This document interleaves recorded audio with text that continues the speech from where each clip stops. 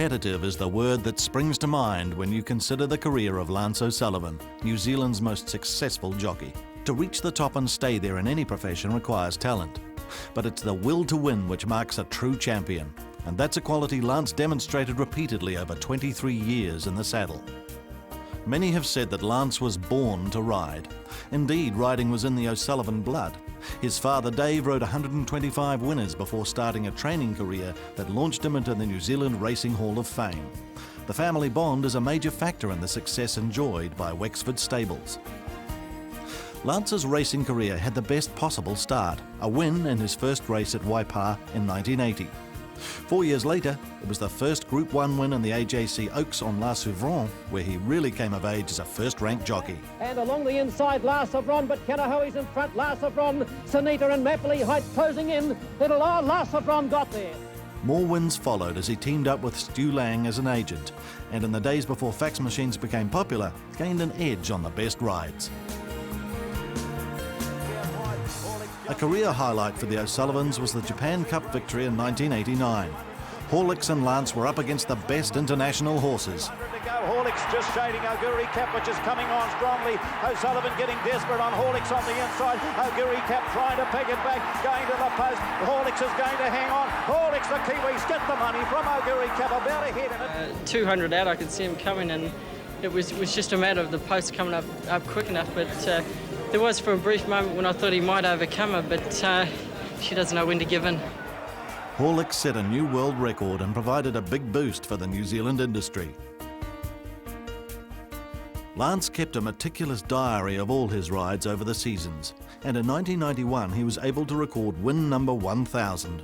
A special victory that year was on Surfers Paradise in the Cox Plate. Peter Mark and further out, Surfers Paradise, superimposed Surfers Paradise going home better. Surfers Paradise is going to win the Cox Plate.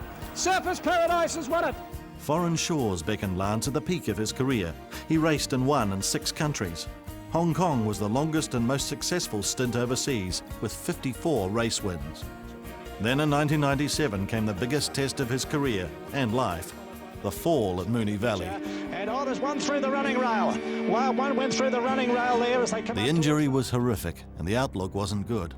Many thought retirement would be the best option, as he'd already achieved so much. They didn't take into account Lance's spirit. The recovery was painful, but he returned to etch his name in the record books again. In 2001, he joined the select group of jockeys to win 2,000 races. He equalled Bill Broughton's record of 11 rider premierships, and he set a new benchmark for wins in a season with 193.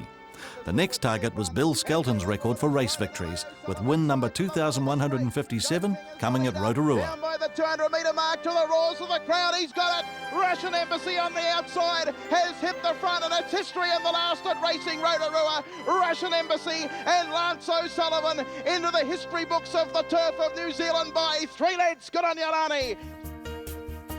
The end of his riding career came a year later, with 3 winners at Tauranga on the last day of the season. It was a fitting finale. The champion who started as a winner finished as a winner.